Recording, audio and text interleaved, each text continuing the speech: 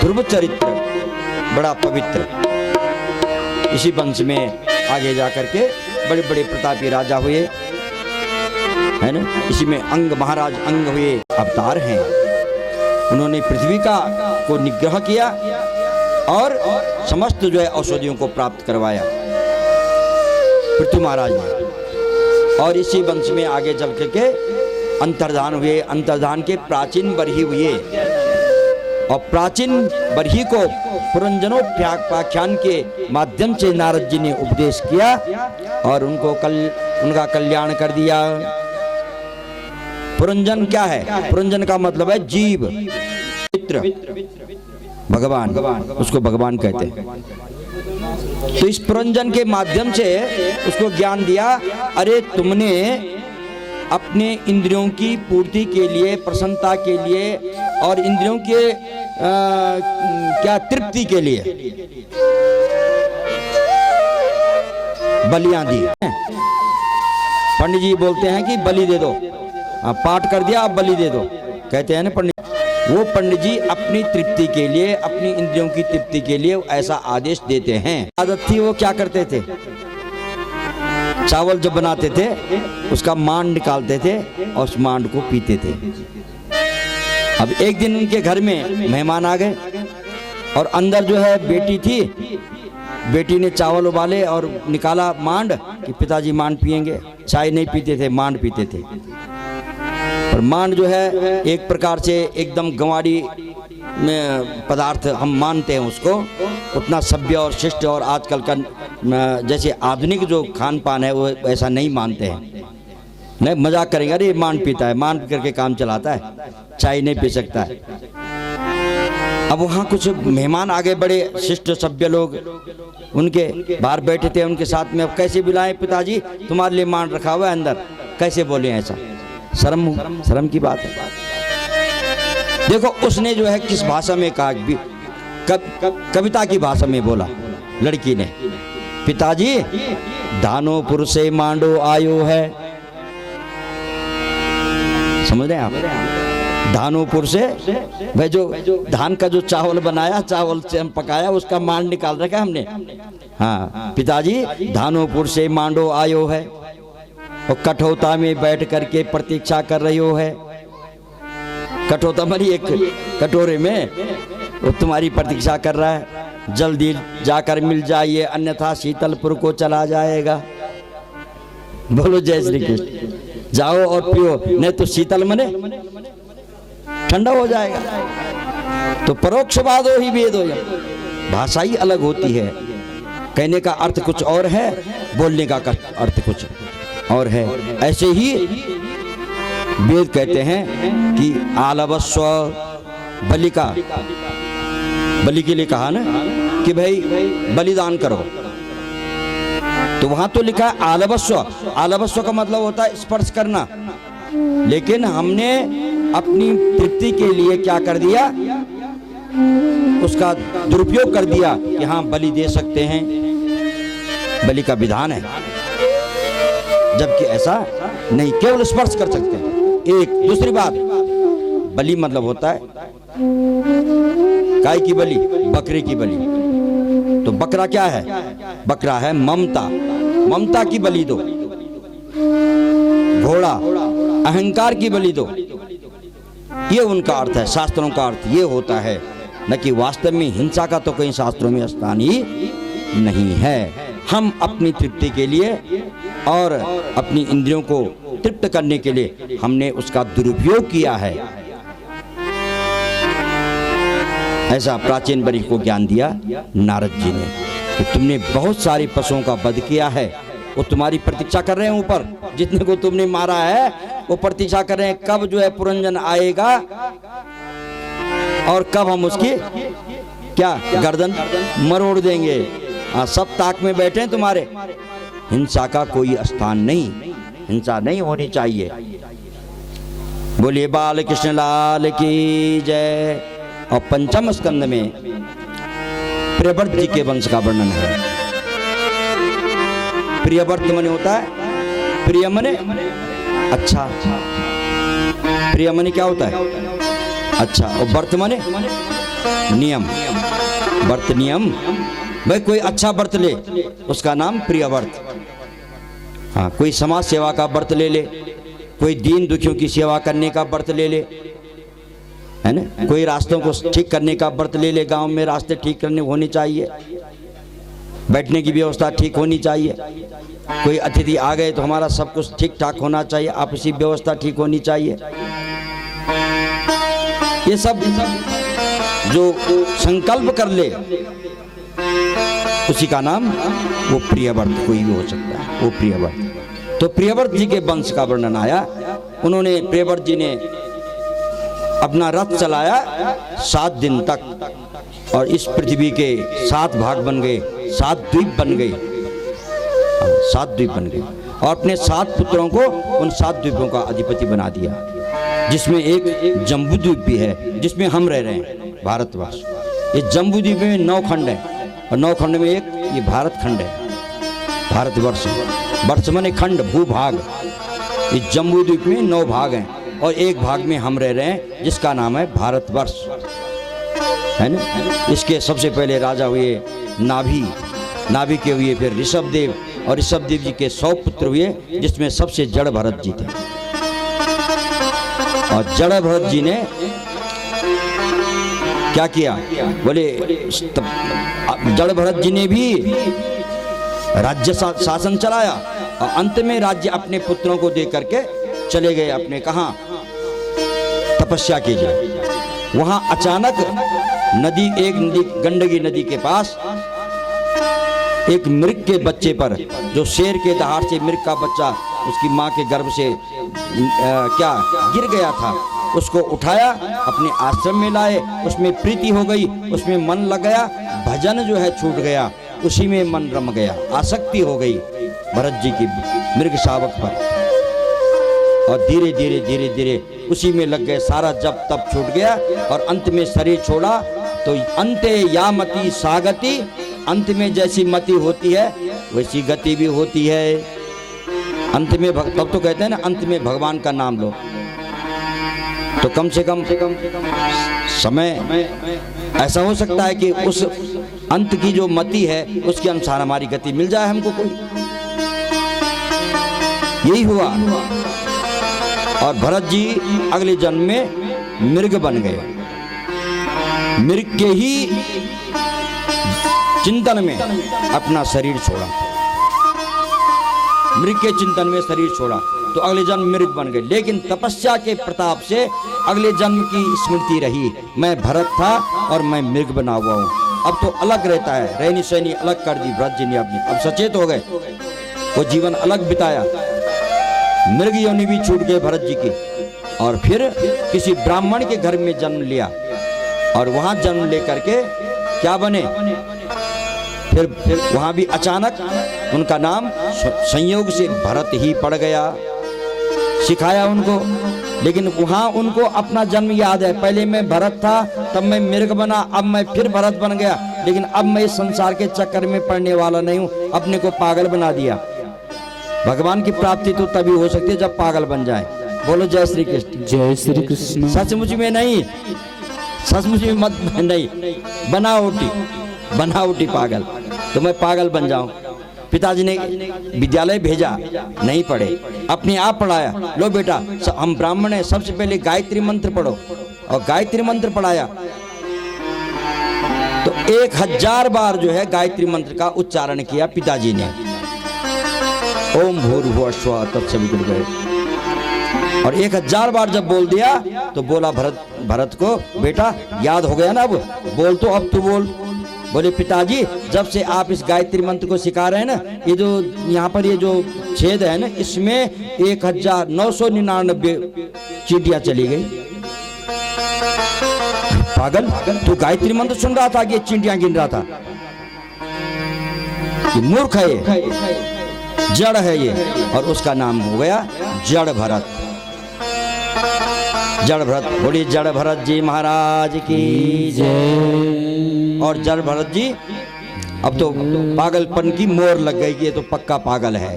जड़ भरत जी ने कहा दुनियादारी से छुट्टी मिल गई, पिताजी सिधार गए, भाइयों ने खेतों की रखवाली पे लगवा दिया। खूब खाओ पक्षियों, आओ और सब खाओ, दाना खाओ, खूब खाओ। एक दिन भीलों के राजा भील लोग आए, बलि चढ़ानी थी मंदिर में, काली के मंदिर में। तो भरत जी को पकड़ लिया। भरत जी को फर्क नहीं पड़ता, कोई बलिदान करे, कुछ भी कर दे, कोई पूजा करे, कोई प्रसन्नता नहीं, और कोई काट भी दे, कोई दुख नहीं, चले गए। वहां जैसे बलि देने के लिए तैयार हो गए काली के पास, तो माता काली ने क्या किया, भरत को छोड़ दिया और वो जो भील थे सबको मार दिया। एक दिन राजा रहुगुण जा रहे थे, पालकी पे जा रहे थे, कहीं कपिल आश्रम जा रहे थे। रहुगण और कैसे जा रहे थे, पालकी भी जा रहे थे, पालकी भी जा रहे थे। और जब जा रहे थे तो एक जो सेवक था उसका स्वास्थ्य खराब हो गया, वो कम हो गया। उन्होंने कहा भाई एक आदमी और 4 चाहिए ना, तो 3 ही हैं, उसका स्वास्थ्य खराब हो गया, अब एक और चाहिए। तो देखा तो कौन मिलेगा, तो भरत जी मिल गए, मोटे ताजे हैं, मस्त है, पकड़ लिया। अब भरत जी को जहां भी लगा दो, भरत जी ने कहा रख दो कंधे में। लेकिन चींटियों को देख करके जाते हैं, कहीं चींटियां ना आ जाए पैर के नीचे।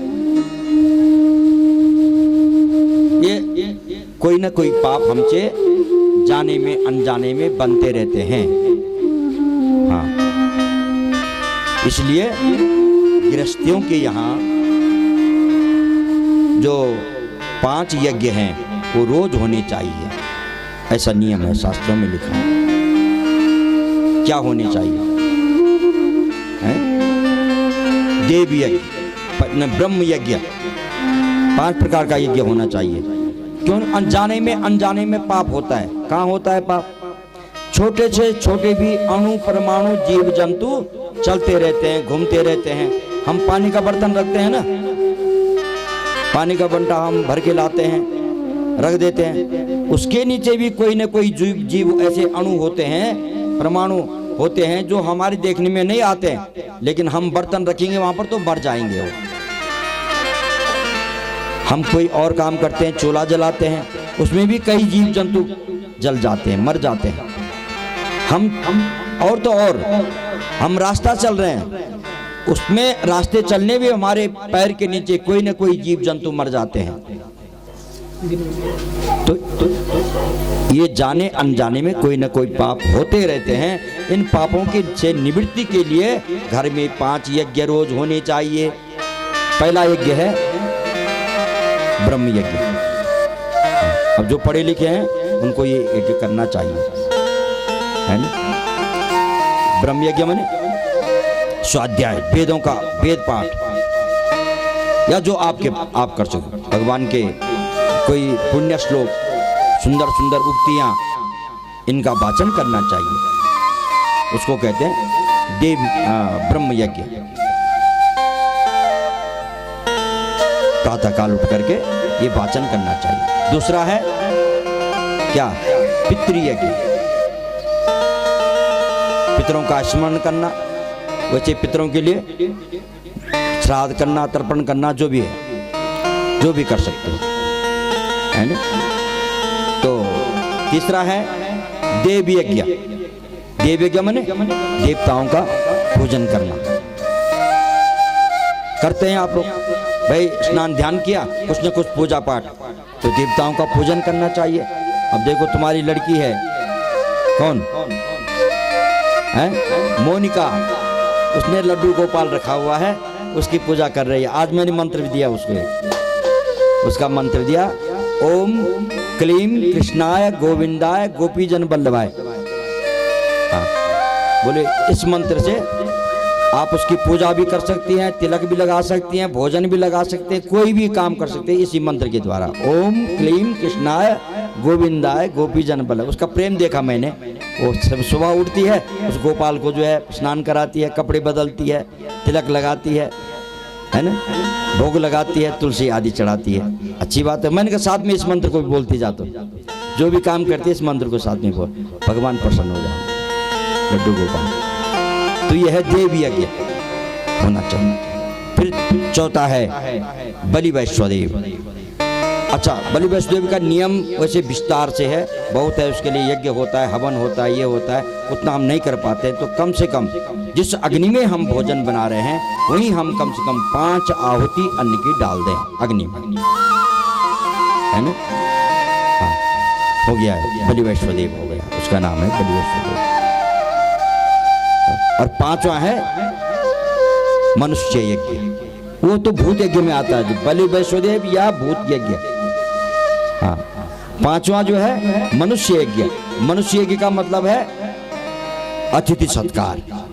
घर में कोई अतिथि आए तो जरूर भोजन कराना, ऐसी चाह रखना कि कोई आ जाए, कोई ना कोई आ जाए। तो जब आ जाते हैं तो जरूर ये चाह होती है कि हम इसको भोजन कराएं, ये श्रद्धा होनी चाहिए। जो भी कराओ, जितना भी करा सको, जो भी आपके पास उपलब्ध हो।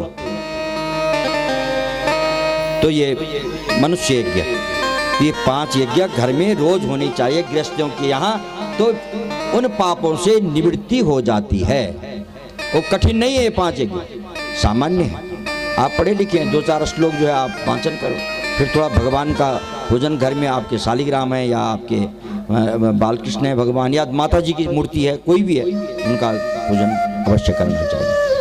तो ये 5 यज्ञ रोज होनी चाहिए। तो हम इन जाने अनजाने पापों से हमको मुक्ति मिल जाती है ना। स्वाध्याय करो। अब ये नहीं कि सुबह उठे और गाली देनी शुरू कर दी, बोलो जय श्री कृष्ण, जय श्री कृष्ण, या निंदा चुगली करनी शुरू कर दी, है ना। निंदा चुगली करनी शुरू कर दी, सबसे बड़ा पाप हो जाएगा। ये 5 यज्ञ घर में गृहस्थों के यहाँ रोज होनी चाहिए, है। 5 यज्ञ और 6 कर्म भी लिखे हैं। 6 कर्म क्या है?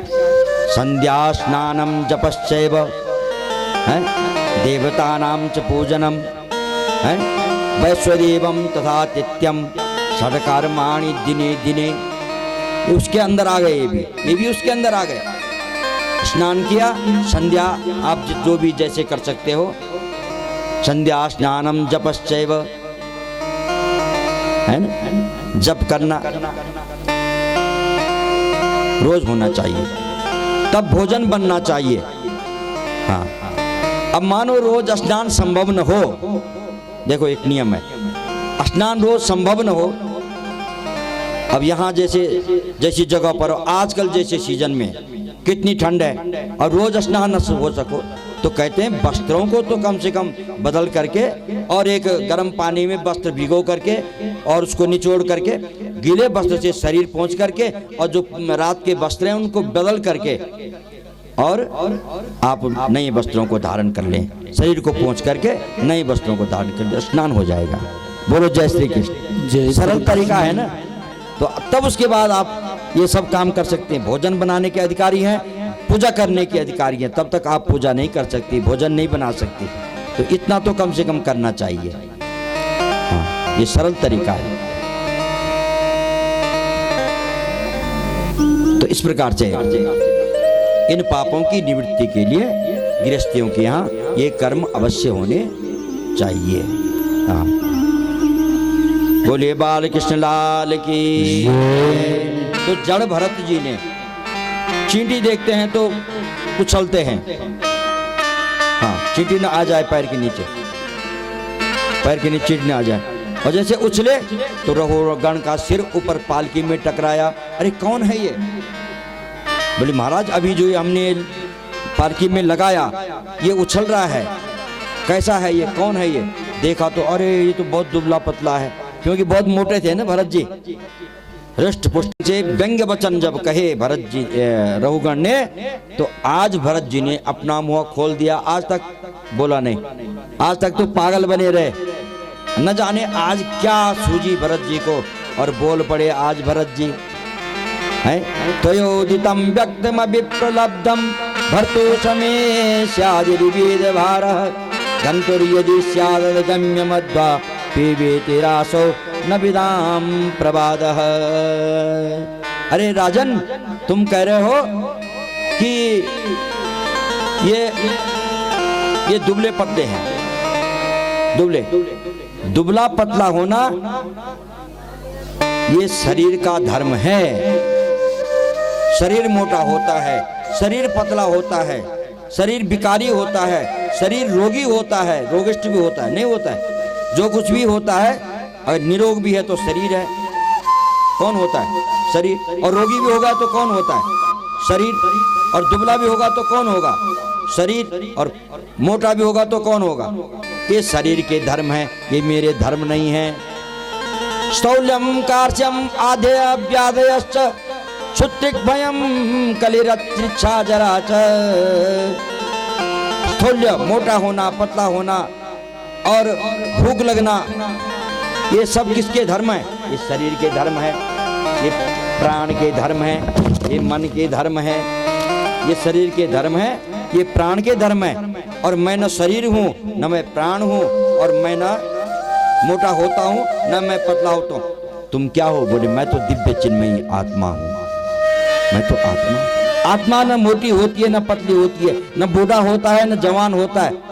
वो एक रूप है, एक रस है। आत्मा तो नित्य शुद्ध बुद्ध और एक रस होता है, उस पर कोई फर्क नहीं पड़ता है। वो न छोटा होता है, न बड़ा होता है, वो एक रूप है। वही मैं हूँ आत्मा। ऐसे वचन जब सुने तो महाराज कौन है आप? तुरंत पालके से उतार दिया।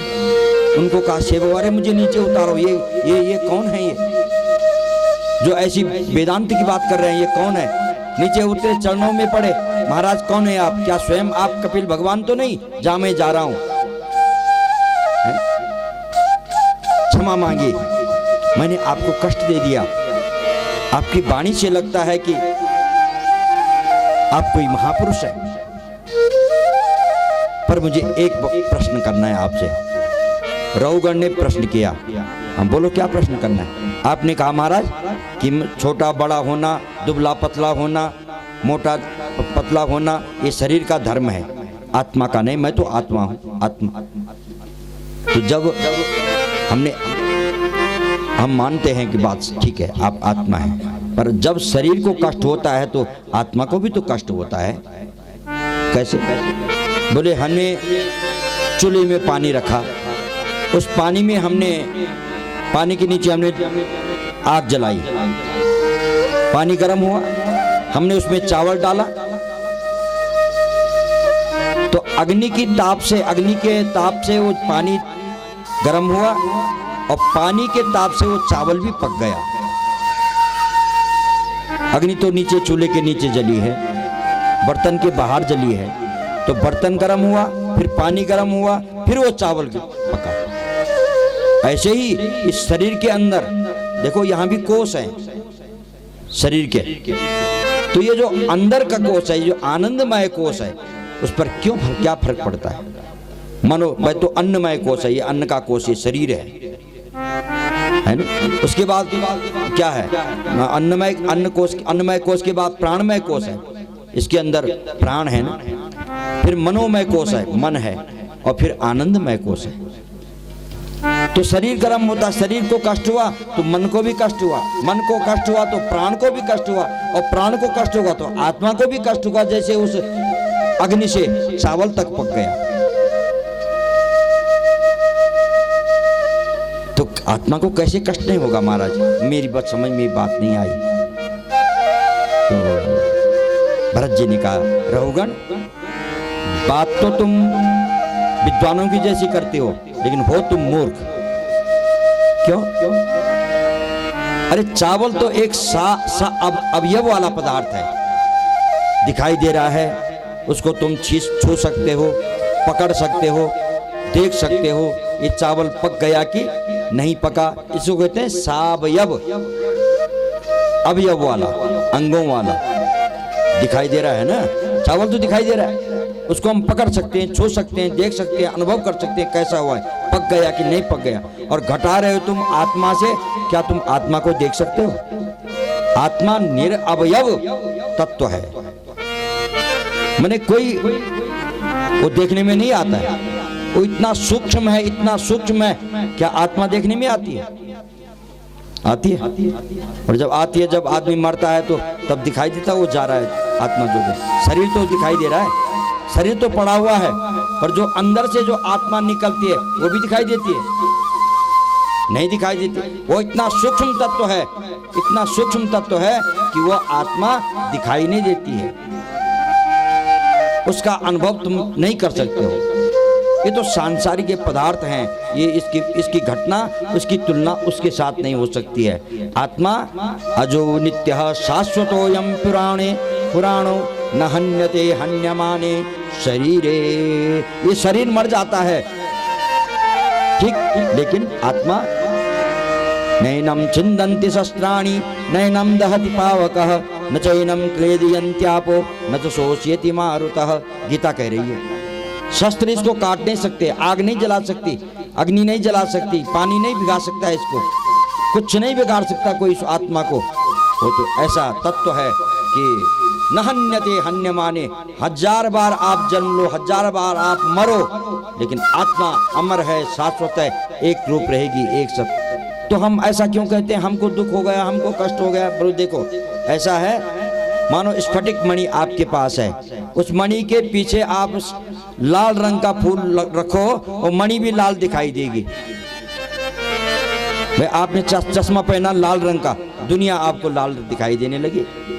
आपने चश्मा पहना काला, तो आपको दुनिया काली दिखाई देने लगी।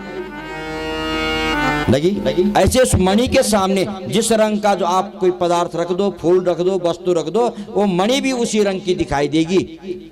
तो हम माया के बस में हैं। जीवात्मा माया के अधीन है। वो जीव अपने को उसके अधीन समझता है और तदाकार बन जाता है। ये माया का दोष है। अन्यथा आत्मा तो शुद्ध है, बुद्ध है, स्फटिक मणि के समान। मणि तो श्वेत है ना, वो फूल के कारण, लाल फूल के कारण वो मणि लाल दिखाई दी, पीले फूल के कारण वो मणि पीली पीली दिखाई दी, पर खाली दिखाई दी, हुई तो नहीं पीली, हुई पीली, लाल हुई मणि, खाली लाल दिखाई दी फूल के संग। ये उपाधि का दोष है।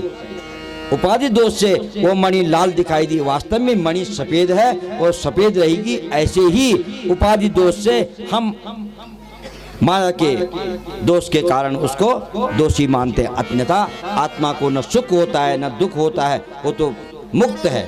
आत्मा विशुद्ध है, आनंद है, आनंदमय है, उसी का नाम है आनंदमय। वो तो आनंदमय कोष में है, उसको कोई सुख नहीं होता, कोई दुख नहीं होता, कोई बूढ़ा नहीं होता। ये ज्ञान दिया रघुगण को, और रघुगण ने चरण वंदना की और सेवकों को भी प्रणाम किया। महाराज अपने आप में आपको कष्ट नहीं दिया जाता, जो आत्मा हम वही आत्मा आप। प्रणाम किया रघुगण को। ऐसे परम मनीषी भरत के नाम से इस देश का नाम भारतवर्ष पड़ा है। भरत 3 हुए हैं।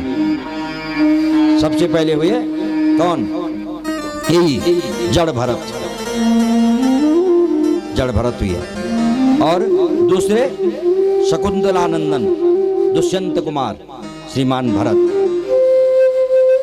और तीसरे हुए महाराज दशरथ कुमार कैकेयी नंदन श्रीमान भरत।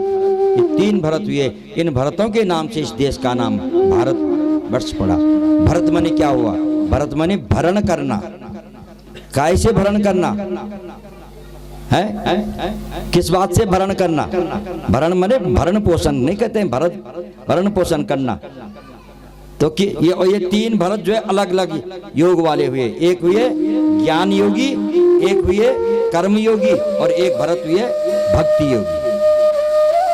तो ये जो जड़ भरत है ये है ज्ञान योगी, और जो ये जो दुष्यंत कुमार भरत हैं वो है कर्मयोगी, और जो ये रामभद्र के अनुज हैं भरत, श्री भरत, वो है भक्ति योगी। ऐसे महान महान तो भरत का इन्हीं योगों से उन्होंने भरा है, सबको पोषण किया है सबका, है ना। ऐसा नहीं कि हमको आलू मिल जाए तब हम पेट भरेंगे। अरे तो सामान्य बात है, हम संसार में कुछ न कुछ करेंगे, हैं? कोदा मिल जाए, झंगोरा मिल जाए, पेट भरेंगे। भरण करना, क्या भरण किया? बोले ज्ञान से भरण किया, कर्म से भरण किया, भक्ति से भरण किया। इन तीनों चरित्रों ने हमको, हमारे भारत को अपने कर्म योग से, भक्ति योग से और ज्ञान योग से भरण पोषण किया, लबालब भर दिया सबको। बोले भरत महाराज की जय। तो इसलिए और आगे वर्णन किया, नरकों का भी वर्णन किया, भूगोल खगोल आदि का वर्णन किया। नरकों के, मानो नरक में कौन जाता है? बोले जो पाप करता है, और जो पाप नहीं करता है वो नहीं जाएगा नरक। तो महाराज मानो अनजाने में कोई पाप हो जाए तो कहते हैं सकृन् मनः कृष्ण पदारविंदयो निवेशितम तद गुण रागियैरिह, है ना। अगर आपसे अनजाने में कोई पाप हो जाए तो प्रायश्चित करना चाहिए। प्रायश्चित करना क्या होता है? घर में पंडित जी को बुलाओ और सत्यनारायण की कथा कराओ। छोटी बात है ना, कोई बड़ी बात नहीं है। देखो भगवान कितने सरल हैं। सत्यनारायण सबसे बड़े नारायण हैं, पर हमारी सोच में क्या है कि सत्यनारायण सबसे छोटे हैं और सबसे सरल में उनकी पूजा हो जाती है, नहीं होती है। पंडित जी को बुलाया, भगवान सत्यनारायण की पूजा कर दी। संक्षिप्त में प्रायश्चित हो गया। तो हमसे पाप हुआ महाराज, हमने सत्यनारायण की कथा कर दी, हम इस पाप से मुक्त हो गए। हो जाएंगे आप मुक्त, लेकिन अगर आप फिर उस पाप को न करें। बोलो जय श्री कृष्ण। जय श्री और ऐसा नहीं कि आपने आज भी पाप किया, शाम को पंडित जी को बुला दिया, कथा कर दी, अरे फिर हो जाएगा तो फिर बुला लेंगे पंडित जी को। घर के तो हैं पंडित जी, कोई दूर भी नहीं है, नहीं।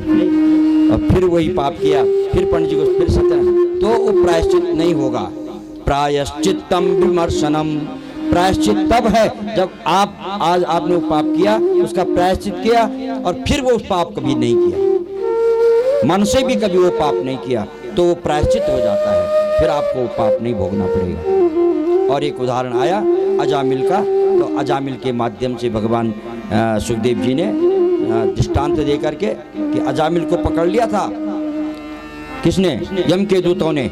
उसने नारायण का नाम, संतों के कहने से पुत्र का नाम नारायण रखा, और अंत में नारायण कहा तो भगवान नारायण के पार्षद आ गए और बचा लिया उसको। नारायण कहने से अंत में नारायण कहने से। आपके चाचा जी थे हमारे संपर्क, हम तब कौन, श्री सच्चिदानंद जी, है ना, आपको भी शायद पता होगा। उन्होंने एक काफी निकाली लास्ट में जब मरने का समय आया, उसमें लिखता थे राम राम राम, लिखते थे हाथ से। हमने देखी कॉपी, शायद आपने भी देखी होगी, नहीं देखी। राम राम राम पूरी कॉपी थी भरी हुई है। बोले ऐसे तो याद रहती नहीं है और समय नहीं मिलता है, मतलब हाथ से लिख रहा हूँ राम राम राम राम राम। आ गया एक दिन संयोग ना, पूरी कॉपी भरी हुई थी। क्या पता भगवान ने वाणी दे दी, अंत में कल्याण हो गया। अजामिल का दृष्टांत दिया, कल्याण हो गया। नारायण का नाम लिया, नाम तो बच्चे का लिया नारायण, और कल्याण हो गया। क्योंकि नारायण, भगवान तो जान रहे हैं मेरा नाम नारायण है ना। भाई अग्नि में तुम जाने या अनजाने में जैसे भी हाथ डालो तो जलेगा ही। अगर जानबूझ करके हाथ डालो तो जलेगा, और अनजान में भी पैर पड़ जाएगा तो नहीं जलेगा, जल जाएगा। भगवान का नाम तो अग्नि के समान है, जाने अनजाने में जैसे नाम, वो तो पाप जला देगा। सकृन् मनः कृष्ण पदारविंदयो निवेशितम तद्गराग गुण रागियैरिह नते यमश्चम पाशवितास् तद्भटान् स्वप्नेऽपि पश्यन्ति हि जीर्ण निष्कृताः। स्वप्न में भी आपको फिर पाप नहीं लग सकता है अगर आपने एक बार प्रायश्चित कर दिया। अजामिल व्याख्यान के माध्यम से और फिर आगे जाकर के सुखदेव जी ने वृत्रासुर के चरित्र का वर्णन किया। और वृत्रासुर ऐसा दैत्य था कि जिसको दैत्य होने पर भी वो भगवान की भक्ति को नहीं भूला, है ना। एक बार देवताओं ने त्वष्टा ऋषि ने क्या किया, देवताओं ने विश्वरूप को अपना गुरु बना दिया। बृहस्पति जी नाराज हो गए थे, पुरोहित जी उनके। अच्छा, पुरोहित का मतलब क्या होता है? पुरोहित माने होता है पुरे अग्रे हितम इच्छति, सबसे बढ़कर के जो हित चाहता है उसका नाम है पुरोहित, इसलिए उसको पुरोहित कहते हैं। पर कभी कभी समय आता है गुरुजी, पुरोहित जी नाराज हो जाते हैं, आ जाता है समय, नाराज जी कभी आता है तो हो जाता है, नाराज हो गए तो विश्वरूप को गुरुजी बना दिया। अरे आप नहीं आएंगे तो हम विश्वरूप को गुरुजी बना देंगे। तो ये विश्वरूप कौन है? जो 12 आदित्यों में त्वष्टा आदित्य हैं, त्वष्टा नाम के ऋषि हैं, उनके पुत्र हैं विश्वरूप, उनको गुरु बना दिया। लेकिन उनका मातृपक्ष है दैत्य कुल से, और जब हवन करते हैं इंद्राय स्वाहा, और चुपके से एक आहुति डाल देते हैं हिरण्यकशिपु स्वाहा। इंद्र ने जाना तो काट दिया, मार दिया उनको तलवार से, अपने वज्र से उनके 3 सिर थे उनके, तीनों काट दिया। प्रायश्चित लगा, बहुत लंबी चौड़ी कथा है। तो त्वष्टा ऋषि को बहुत बड़ा ये दुख हुआ, इन्होंने हमारे पुत्र को मार दिया। यज्ञ किया, और कैसा यज्ञ किया कि इंद्र को मारने वाला पुत्र पैदा हो, देवताओं को मारने वाला। कुछ स्वर भंग के कारण वो दूसरी बात है, लेकिन यज्ञ से वृत्रासुर प्रकट हुआ, भयंकर भयानक दैत्य। अब कैसे मारे इसको? वो देवताओं को खाने के लिए गया, भगवान के पास गए, भगवान ने कहा जाओ दधीचि की हड्डी लाओ, हड्डी से वज्र बनाओ। दधीचि ने अपनी परोपकार के लिए अपने शरीर को ही त्याग दिया। देखो ये है महान पुरुषों की, परोपकार के लिए अपने शरीर को भी दे देना। ये शरीर किस लिए दिया है भगवान ने? शरीर किस लिए दिया है? चश्मा पहनने के लिए नहीं दिया। हाँ, तब हम ठीक दिखेंगे, हम चश्मा पहनेंगे ठीक दिखेंगे। खाने के लिए ही नहीं दिया, ये चश्मा सेवा के लिए, हमें जीवन ये सेवा के लिए दिया है। आप किन्हीं भी शास्त्रों को पढ़ो, कितने भी शास्त्रों को, सबका सार यही है कि ये सेवा धर्म सबसे बड़ा है। ये शरीर सेवा के लिए दिया है। अब उन ऋषियों ने देखो, दधीचि जी ने अपना शरीर दान कर दिया, लो उनकी हड्डियां निकाली, उसका वज्र बनाया। मंत्र शक्ति के द्वारा दधीचि की हड्डियों में रक्त ये है, तेज है, ताकत है, शक्ति है, उसके द्वारा वृत्रासुर। लेकिन वृत्रासुर युद्ध में जाकर के क्या करता है? लड़ाई करता है तो भगवान का नाम लेता है। अजात पक्षाय मातरम खगा स्तन्यम यथा वत्सतरा क्षुदार्ता प्रियम प्रियेव विशुद्धम विषण्णा मनोरविंदाच दीक्षते त्वाम। ये शरीर रहे न रहे, वृत्रासुर कह रहा है प्रभु आपका नाम न भूलूं, युद्ध भूमि में कह रहा है, और राक्षस है। तो भक्ति तो राक्षसों में भी होती है, और मनुष्य में भी आवश्यक नहीं कि भक्ति हो, दुराचारी भी होते हैं। और राक्षस आवश्यक नहीं कि वो दुराचारी हो, उनमें भी भक्त होते हैं। कितना बड़ा भक्त था भगवान का। वो कह रहा है कि जिस प्रकार से जब गाय जंगल में जाती है, बछड़ा घर में तड़पता है कब मेरी माँ आएगी और कब मुझे दूध पिलाएगी, और गाय भी तड़पती है कब मैं घर में पहुंचूं और कब मैं अपने बच्चे को दूध पिला सकूं। ऐसी मेरी तड़फन रहे आपको मिलने के लिए। जैसा वो बछड़ा तड़पता है अपनी माँ को मिलने के लिए, ऐसे मैं आपके लिए तड़पूं, तब भगवान मिलेंगे। ऐसे थोड़ी मिल जाते हैं। तो ये वृत्रासुर ने गाया, और अंत में क्योंकि वज्र बनाया था, भगवान ने उपाय तो कर ही रखा था, है ना। वृत्रासुर ने सीधे निकल दिया इंद्र को वज्र के सहित, वज्र के सहित निकल दिया। इतना भयानक राक्षस था, और वज्र था साथ में, उसने वज्र से पेट फाड़ दिया वृत्रासुर का, और वृत्रासुर का उद्धार हो गया। बोले लक्ष्मी नारायण भगवान की, है ना। इसी प्रकार से फिर मरुदगणों की कथा आई। इंद्र ने फिर माता अदिति के गर्भ में प्रवेश करके वहाँ एक के 7 टुकड़े के, 7 के फिर 7 49 टुकड़े हो गए। वही 49 मरुदगण हुए, देवता ही कहलाए। इंद्र के अनुज के रूप में वो प्रतिष्ठित हुए जगत में। यहाँ प्रश्न किया सुखदेव जी, परीक्षित महाराज ने, प्रभु भगवान ऐसा पक्षपात क्यों करते हैं? बोले क्या पक्षपात किया? कि देवताओं को मार दिया, नहीं दैत्यों को मार दिया और देवताओं को बचा दिया, ऐसा पक्षपात क्यों करते हैं? जबकि आप कहते हैं कि भाई भगवान तो बिल्कुल क्या है, सम है।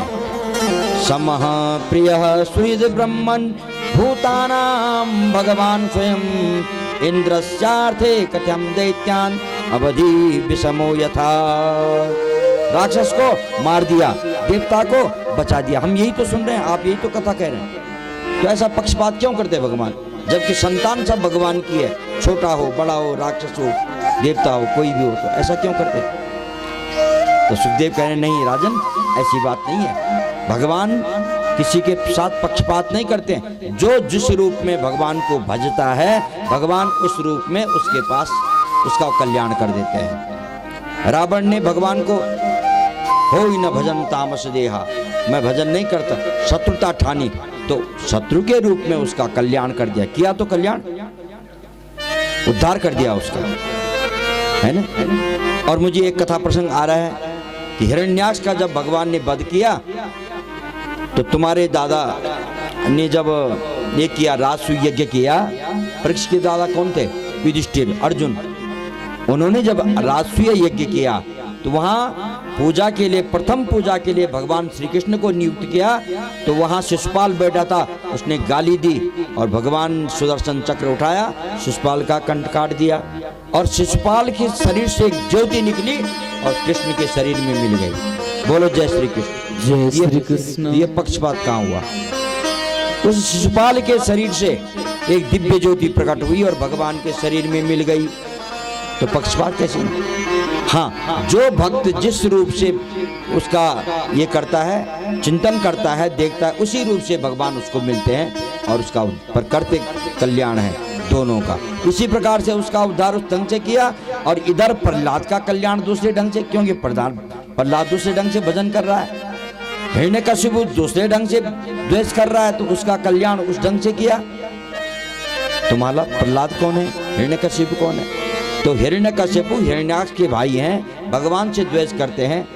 तपस्या करने गए, वरदान मांगा कि मैं कहीं बाहर अंदर न मरूं, ऐसा वरदान मिला। और इधर भगवान प्रहलाद जी जब प्रकट हुए तो प्रहलाद जी तो माता के गर्भ में ही नारद जी को गुरु बना दिया था। भजन करते हैं भगवान का, विद्यालय में रखे और विद्यालय में रख करके क्या किया, वो तो अपना भजन करते हैं प्रहलाद जी। एक दिन हिरण्यकशिपु विद्यालय में आए, बेटा क्या क्या पढ़ा तुमने आज तक? बोले बेटा पिताजी मैंने एक बात सुनी है, एक बात पढ़ी है।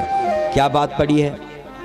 देखो थोड़ा 5 मिनट प्रहलाद जी का श्रवणम, पहले श्रवण करो, कानों से श्रवण करो, कथा का श्रवण करो। और यदि आप कथा का श्रवण करेंगे तो 9 की 9 भक्ति आपकी सिद्ध हो जाएगी। बोलो जय श्री कृष्ण। जय श्री कृष्ण। हाँ, सुनने का आप चस्का बना देंगे, नियम बना देंगे, अपना स्वभाव बना देंगे।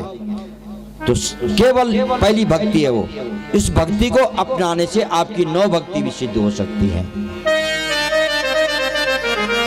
9 भक्ति। तो सुनने का चस्का बनाओ, सुनने की आदत बनाओ, सुनने का अभ्यास बनाओ। हाँ, श्रवणम बहुत पहली भक्ति है।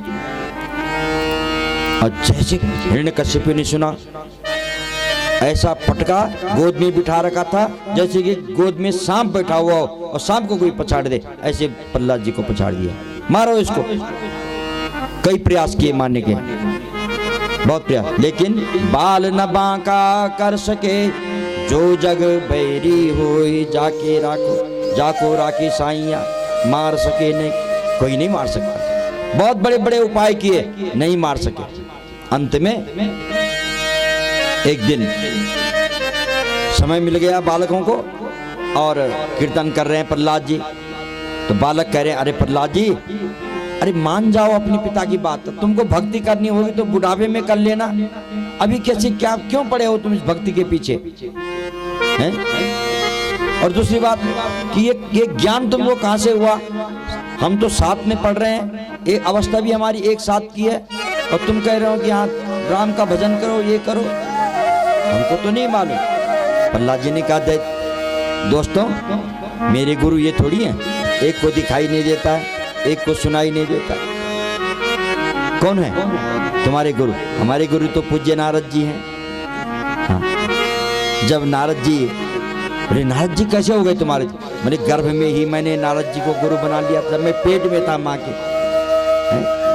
जब देवताओं ने दैत्यों को निकाल दिया था स्वर्ग से, पिताजी तपस्या के लिए चले गए थे, मैं माता की गर्भ में था, पेट में था, तो इंद्र मेरी माता को बंदी बना करके अपने स्वर्ग में ले जा रहा था। नारद जी मिल गए रास्ते में, कहाँ ले जा रहे हो कयादु को? इंद्र ने कहा, इसके पेट में हमारे शत्रु का बालक है, वो बालक जन्म लेगा, उसको हम मारेंगे और तब इसको छोड़ देंगे। बोले इसके गर्भ में तो तुमसे बड़ा भक्त है भगवान का। नारद जी ने कहा, तो इंद्र ने हाथ जोड़े, माता कयादु की परिक्रमा की, छोड़ दिया उसके। इसके गर्भ में भगवान का भक्त। देखो, भगवान का भक्त जिसका पुत्र बन जाए, रघुपति भगति जात सुत होई। भगवान की भक्ति जिस पुत्र की, वो मां धन्य है। इंद्र ने भी प्रणाम किया, छोड़ दिया। नारद जी ने कयादु को अपने पास, प्रहलाद जी बोल रहे हैं अपने दोस्तों से, तब नारद जी मेरी माँ को अपने आश्रम में ले गए और 100 वर्ष तक अपने आश्रम में रखा माता जी को, और मैं 100 वर्ष तक गर्भ में रहा, पेट में रहा। और शास्त्रों का ज्ञान, भागवत का ज्ञान, गीता का ज्ञान नारद जी ने मेरी माता को दिया, मैं पेट में सुनता रहा, मैंने उनको गुरु बनाया। इसलिए मेरे गुरु नारद जी हैं। जब पिताजी तपस्या से वापस आए 100 वर्ष बाद, तब मेरा जन्म हुआ। बस आज मैं 5 साल का हूँ, आप भी हैं, पर मेरे गुरु नारद जी। तो अगर हम भी आपके साथ मिल जाएं तो खतरा तो नहीं होगा? बोले मेरी जिम्मेदारी है, भजन करो। हाँ। कोई कहे गोविंद, कोई गोपाला, मैं तो कहूँ सांवरिया बांसुरी वाला।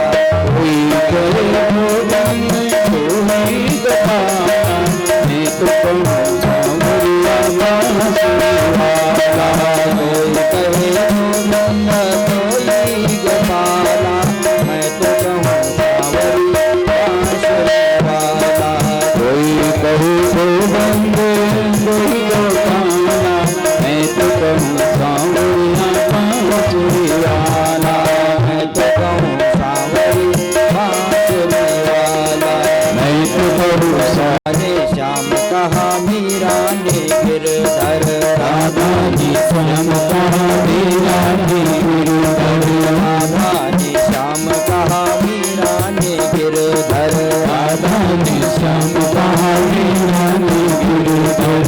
कृष्णा ने कृष्ण कहा खूब जाने नटवर, कृष्णा ने कृष्ण कहा खूब जाने नटवर। बालों ने पुकारा कह करके गाला, मैं तो कहूँ सांवरिया बांसुरी वाला। मैं तो कहूँ सांवरिया बांसुरी वाला। मैं तो कहूँ सांवरिया बांसुरी वाला। मैं तो कहूँ सांवरिया बांसुरी वाला। मैं तो कहूँ सांवरिया बांसुरी वाला। बाल कृष्ण लाल की जय। भजन हुआ और तुरंत तब तक हिरण्यकशिपु आ गए। अरे ये क्या हो रहा, राजद्रोह हो गया, कहाँ है तेरा भगवान?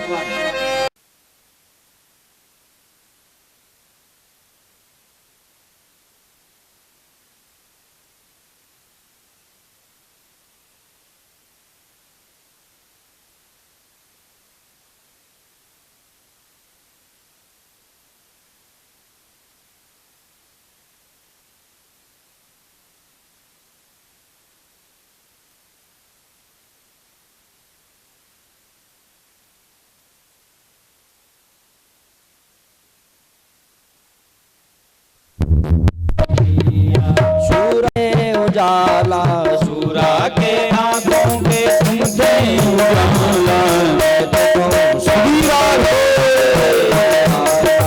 मैं तो कहूँ सांवरिया बांसुरी वाला।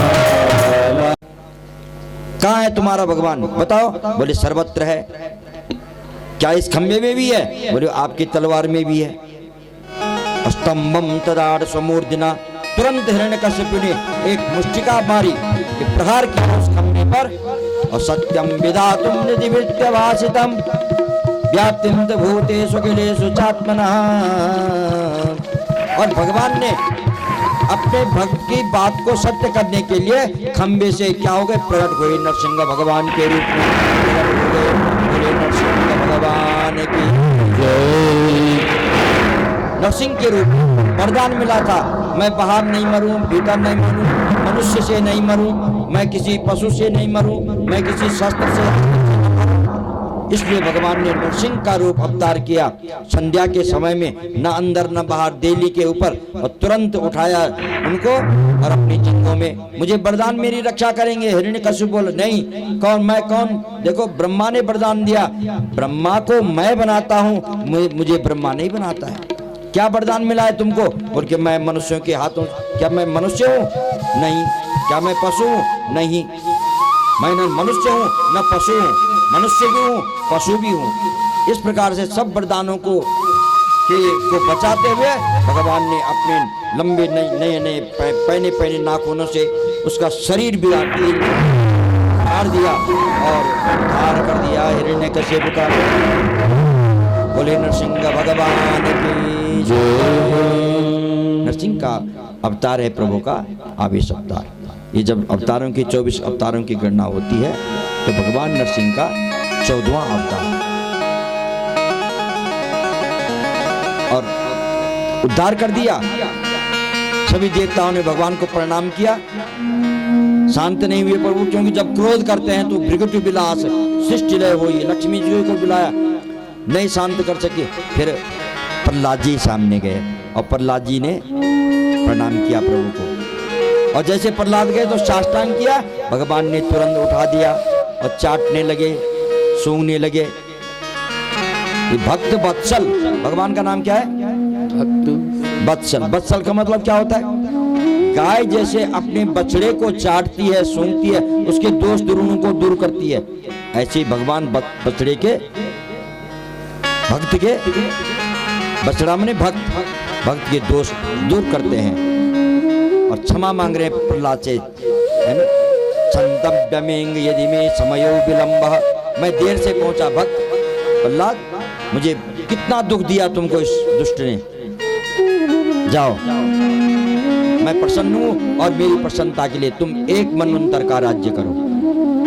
कुछ नहीं चाहिए प्रभु आपके दर्शन, नहीं नहीं नहीं, एक मनवंतर का राज्य करना पड़ेगा प्रहलाद जी को। अच्छा, तो अब जब संसार दे रहे हैं तो पिताजी का उद्धार कर दो, इन्होंने आपको बहुत गाली दी है, बहुत द्वेष किया आपसे, इसका उद्धार कर दो प्रभु पिताजी का। जो कैसा भी पिता हो, पुत्र का कर्तव्य है उसका कल्याण की कामना करना। भगवान ने कहा, अरे पगले, तेरे जैसा पुत्र जिस कुल में होता है ना, त्रिसप्तभी पिता पूत पितृभि सहते नग, यस्साधु कुले जातो भगवान वै कुल पावनः। तेरा जैसा पुत्र जिस कुल में पैदा हो, 21 पीढ़ी के पितर